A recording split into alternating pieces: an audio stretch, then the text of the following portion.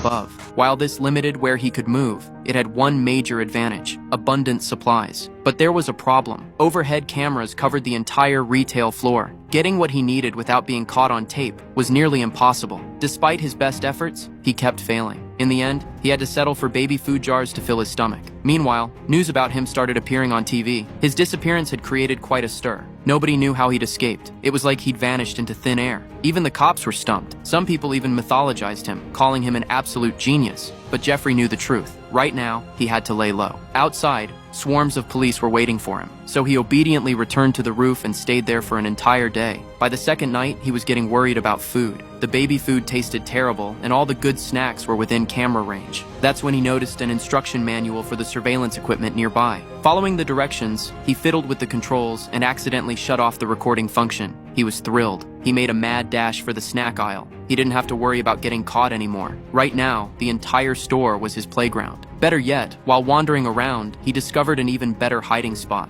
Behind the bicycle racks was a neglected dead space. The dust showed that nobody ever came back there. It was separated from the outside world by just a single wall, but nobody would ever imagine someone was living inside. Jeffrey slept during the day and came out at night. He turned his sleeping area into a secret base and completely replaced everything he owned. Jeffrey went wild in the store and almost couldn't stop himself. But when he saw baby monitors on the shelves, an even crazier idea popped into his head. He installed these devices on the wall in the manager's office and on shelves outside, letting him monitor the store in real time and giving him something to do when he got bored. When he saw an employee enter the office, he quickly put on headphones to hear what they were talking about. What he heard made his blood boil. Lee was a single mother. Work pressure meant she had no time for her daughter, so she asked for one day off to spend a nice weekend with her kids, but the manager flatly refused this simple request. Jeffrey, watching from his screen, was furious. When he noticed the manager typing in a password, he quickly wrote it down. He decided to secretly help Lee get justice. That night, he snuck into the office and opened the manager's computer.